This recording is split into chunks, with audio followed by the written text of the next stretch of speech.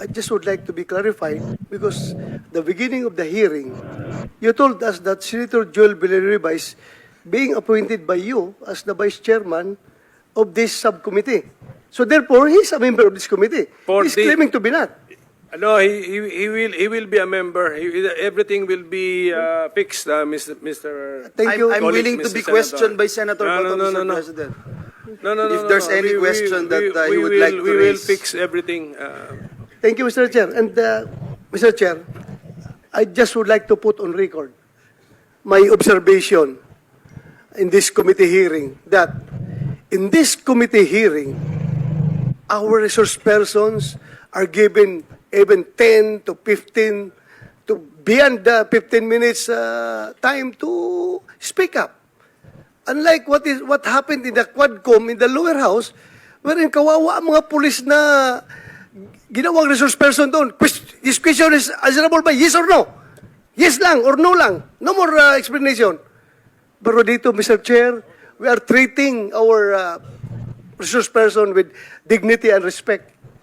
So I just would like to put it on record, Mr. Chair. And sa follow-up to the question of our majority or Senate Pro Tempore to Senator De Lima, Mr. Chair, isn't it the fact that NBI is operationally and administratively under the Department of Justice? It is. Yes. So if it is, if you are morally convinced about the wrongdoings of the former mayor of Davao City about these killings, bakit mo po hinahayaan lang na walang report yung NBI sa'yo? You have instructed the NBI to follow up on this investigation. Tapos na lang yung buong year, 6 years of the Aquino administration, hindi ka nakapag-file ng kaso kay President Duterte.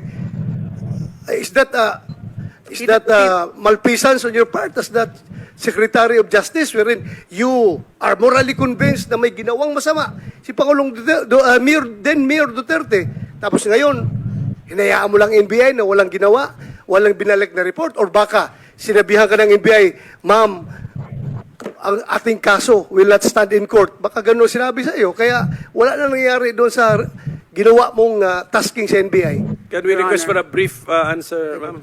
Kita ng committee, ng majority committee in coming up with that committee report is that, well, hindi actually nila nakita na may special complexion at the time, at the start of the drug war killings beginning 2016 under the Duterte administration. I'm not talking about the drug war killings kasi wala namang ganong war on drugs specifically in Davao City, although among those or many of those victimized were also alleged drug offenders aside from petty criminals and other kinds of criminals. So, nakita dapat yun, and that was the very point of my resolution that I filed calling for an inquiry na medyo ibang fenomeno nito ngayon sa war on drugs na ito sa ngalan ng war on drugs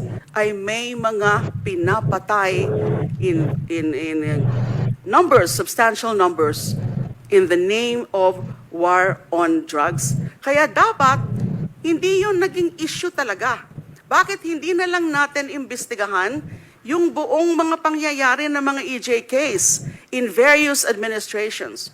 What they failed to appreciate, I'm talking about the committee report, is that the focus of my investigation ay yung mga dumadami na halos araw-araw na pinapatay since day one of the former president's assumption into office. And even before his official assumption into office, meron na talaga na mga pinapatay araw-araw, halos araw-araw, nakita natin yon. Thank you, ma'am. So that's supposed to be Mr. Chair. the focus. Ma'am, teka muna, Senate President Pro Tem. No? Reminder to everyone, especially the members of the committee. Ang subcommittee natin, ang instruction natin, Philippine War on Illegal Drugs. Okay. I know malaking overlap niya sa EJK because marami siguro ngang napatay in the name of Philippine War on Illegal Drugs. But this is not strictly an EJK hearing or investigation, okay? Basta klaruhin ko lang po sa inyo lahat, lalo na sa members na subcommittee. May mother committee tayo, yun ang instruction sa atin. Investigate the Philippine war on illegal drugs. Okay, so if I may continue. Mr. Chairman, Yes. can you extend that statement of yours to all members of the Senate? Because I'm not a member of the committee yet. You will be. So I was just, You will be. I was just making a, to ensure that all members yes. are oriented properly, Mr. Chair. Thank Mr. you, Chair. Mr. Mr. Chair, I would just like to wrap up my questioning to Yes. Senator De Lima. But I would like to put it on record that the resource person, the former senator, did not answer directly my question, Mr. Chair. And I might be mistaken of defending the former president. I am not defending the former president. In fact, if it is his turn to answer questions, I will ask questions also. Darating po tayo. So, anyways, Senator De Lima will be present in the future hearings. Yes, Senator Risa? Hello. Yes, salamat kayo, Mr. Chair. Just a brief manifestation. Kanina mention was made of a resource person na iimbitahin din natin to the next hearing and a personal detail about that resource person. Gusto ko lang i-make off record na it is already common knowledge na dahil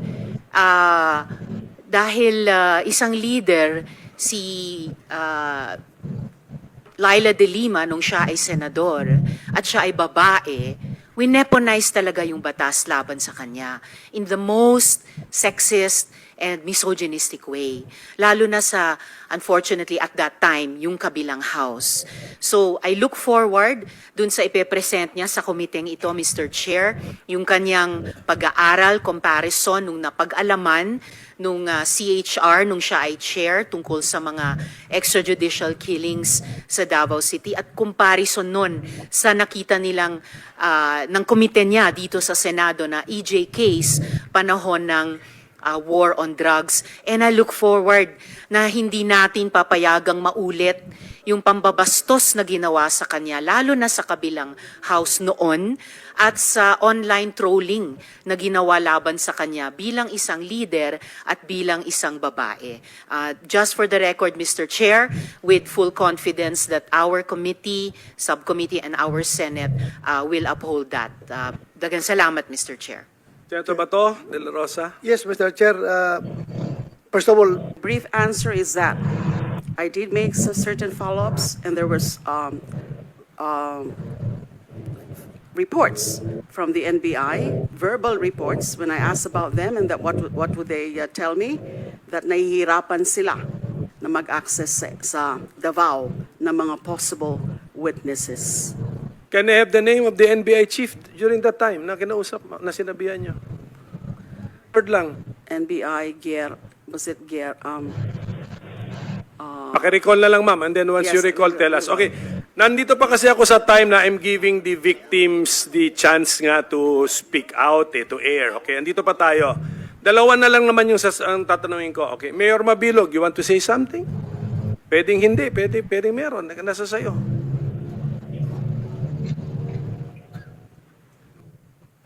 Bigyan ho namin kayo ng pagkakataon to air your side dahil nung napanood ko po yung mga revelations ng mga resource persons sa Quad Committee sa House of Representatives. Marami po mga revelations po ang mga naglabasan, katulad po ng kay Colonel Garma. Ang sabi po niya, she received a call from you sometime in May 2016. Can you confirm this, Mr. President? Ay,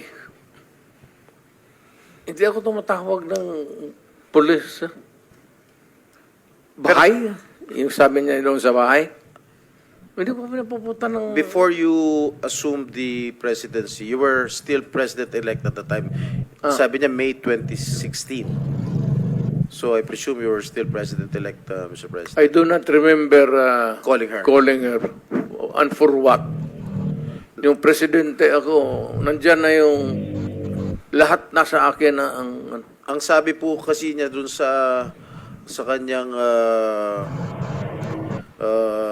revelation dun sa Quad Committee, nagpapahanap din po kayo ng isang police officer na miyembro ng INC. Tama po ba ito?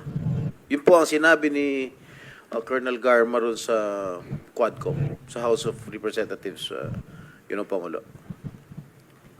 I hate to say this, but nagsisinungaling yung gagang yun. Bakit ako mamili ng Iglesia ni Cristo? Di, yung mga aglipay, pati isali ko na lang. Yung Mormons. Why would I zero in sa Iglesia ni Cristo? For what reason?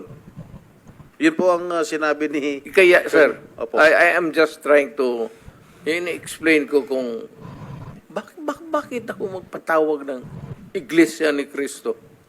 Di, ipatawag ko na lang yung Mormons, pati yung Aglipay. Trabaho nila yan, sir. Ako, Mayor Presidente. Wala akong pakialam kung anong relihiyon ninyo. Trabaho kayo dyan. Alam nila yan. Alam nila yan kung paano ko sila murahin. Do not give me that shit to butang. Mr. President, pero gaano niyo po kakilala tong si Colonel Garma? At kailan niyo po siya nakilala? Saan ba ito nagka-problema itong babae na ito? Hiwalay ito sa asawa eh. Si Niligawan Bilila niya ba po? yun? Oh, si Bilila. Niligawan niya po? Sino? Si Garma?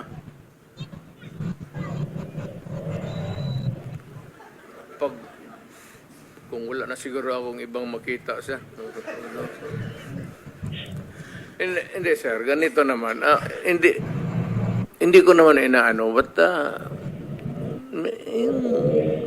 alam mo kasi, pag tao ko, alam nila yan. Parang close mo talaga. Kasi ganun ako magtrato dito sa pulis eh. Ito sila sir, mabutit nandito kasi puro dumaan ito sila sa akin. Ganun talaga ako Pero bakit ho siya nagsasalita ng nagbibigay po ng revelation do sa Quadcom na sinasabi niyo hindi po totoo na tinawagan niyo po siya nung May of 2016 at nagpapahanap po kayo ng isang police officer na miyembro ng INC? Hanggang ngayon, sir, it's a mystery to me. Bakit ko siya tatawagan at bakit ko sabihin sa kanya maghanap ng Iglesia ni Cristo na marami namang pulis sa Davao na membro ng Iglesia ni Cristo? Why would I specify a person belonging to a religious sect when as a matter of fact, there are a lot of policemen who are members of the Iglesia ni Cristo in Davao City? What would be the point of asking for a special person? Hanggang ngayon, sir, hindi ko nga mafatong. So sabi ko, well, I don't know, but it's a lie. Or making up stories. I don't know what she's driving at o ano ang gusto niyang Motibo? ipalabas sa at the end of the story.